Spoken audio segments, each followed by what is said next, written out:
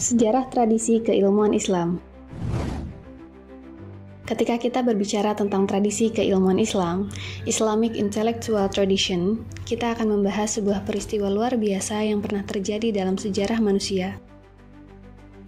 Profesor Alp Arslan Achikens dalam karyanya yang berjudul Islamic Scientific Tradition in History menjelaskan bahwa ada dua alasan mengapa kemunculan peradaban Islam dianggap sebagai fenomena luar biasa. Fenomena yang tidak pernah terjadi dalam peradaban manusia manapun. Pertama, ketika berbicara tentang peradaban Islam, kita akan sangat mudah untuk mengetahui kapan tepatnya peradaban Islam bermula. Peradaban Islam bermula pada tahun 610 Masehi ketika seorang pria bernama Muhammad menerima wahyu.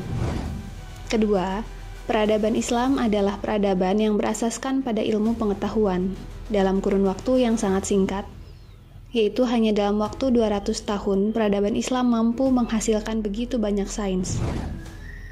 Kedua fenomena tersebut merupakan fakta sejarah yang tidak bisa kita temukan pada peradaban-peradaban lain. Oleh sebab itu, ia merupakan fenomena luar biasa yang hanya terjadi pada peradaban Islam. Sejak hari pertama wahyu diturunkan kepada Nabi Muhammad, Islam telah memuliakan segala sesuatu yang berhubungan dengan ilmu pengetahuan. Baik itu ilmuwan, pencari ilmu, penyokong kegiatan ilmu, majelis ilmu, dan harta yang dikeluarkan untuk ilmu. Ayat Al-Quran pertama yang diturunkan kepada Nabi Muhammad dan berisi tentang perintah untuk membaca menunjukkan kepada kita bahwa semenjak hari pertama wahyu diturunkan, Islam memiliki perhatian yang sangat besar kepada ilmu. Hal ini menunjukkan bahwa apa yang disebut tradisi keilmuan Islam telah dimulai sejak zaman Nabi. Tidak hanya ayat-ayat Al-Quran dan hadis-hadis Nabi saja yang penuh dengan segala hal yang berhubungan dengan ilmu. Bahkan, pada masa Nabi, telah berdiri sebuah komunitas ilmiah yang menerapkan struktur ilmu pengetahuan yang kelak menjadi asas bagi sistem pendidikan Islam awal dalam bentuk Ashabus Suffah. Komunitas ilmiah Ashabus Suffah kemudian menjadi dasar bagi generasi Muslim berikutnya dalam membentuk tradisi keilmuan Islam. Profesor Alp Arslan bahkan berpendapat bahwa tanpa komunitas ilmiah yang didirikan oleh Nabi yang melahirkan para pemikir awal seperti Ali bin Abi Thalib, Abdullah bin Abbas, dan lain-lain, tidak akan pernah ada sosok-sosok ilmuwan seperti Ibnu Sina, Al-Ghazali, dan lain-lain. Baik Ibnu Sina maupun Al-Ghazali merupakan kelanjutan dari tradisi ilmiah yang didirikan oleh Nabi sejak awal turunnya wahyu.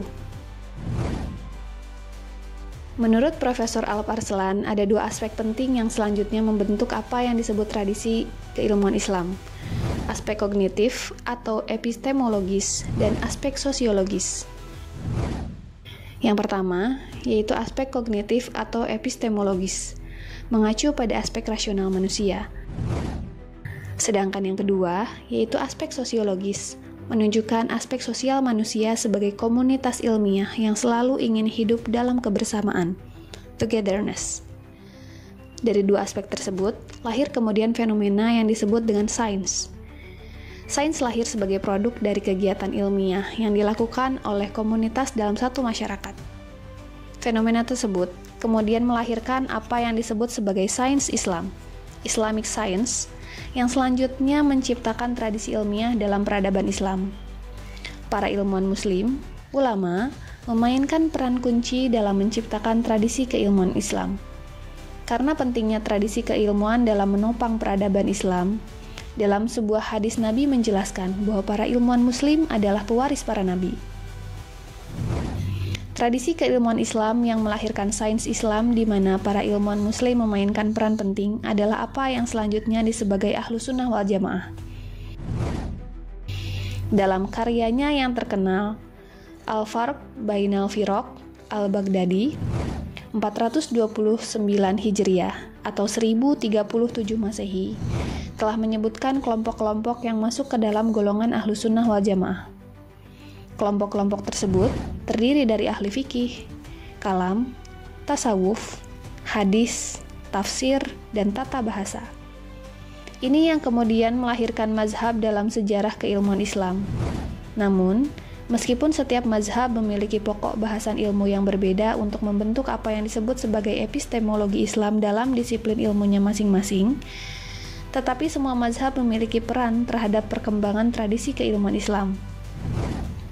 Dengan kata lain, meskipun pendekatan yang dibangun berbeda satu sama lain, bangunan epistemologi setiap mazhab selalu mengarah pada satu tujuan yang sama, yaitu sains Islam. Hal ini terjadi karena setiap mazhab memiliki worldview, cara pandang yang sama. Worldview tersebut telah tertanam dalam akal umat manusia sejak wahyu pertama kali diturunkan. Worldview sendiri berfungsi sebagai kerangka keilmuan, epistemological framework, yang menyatukan konsep-konsep yang ada menjadi satu kesatuan yang utuh. Hal ini menunjukkan bahwa sains hanya dapat muncul dalam worldview tertentu. Sains tidak bisa diimpor dari peradaban yang memiliki worldview yang berbeda. Secara umum, sains itu sendiri sebagaimana didefinisikan oleh Profesor Alp Arslan adalah sekumpulan pengetahuan dan penemuan teoritis yang tersusun rapi, yang diberikan nama melalui kesadaran ilmiah yang muncul sebagai hasil dari proses penyelidikan satu pokok bahasan, yang dirumuskan dengan baik dengan menggunakan kaidah tertentu. Jadi, dari definisi sains tersebut, agar sebuah ilmu bisa disebut sebagai sains, ia harus memiliki pokok bahasan, kaidah, teori, dan sekumpulan penemuan ilmiah yang dihasilkan dari kesadaran ilmiah para ilmuwan.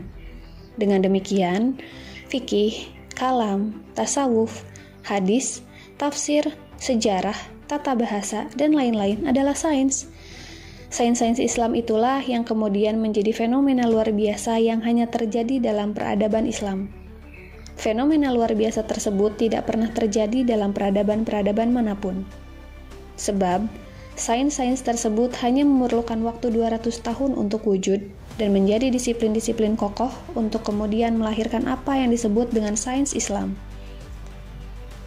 Inilah yang kemudian membuat peradaban Islam menjadi sangat gemilang dalam waktu yang sangat singkat.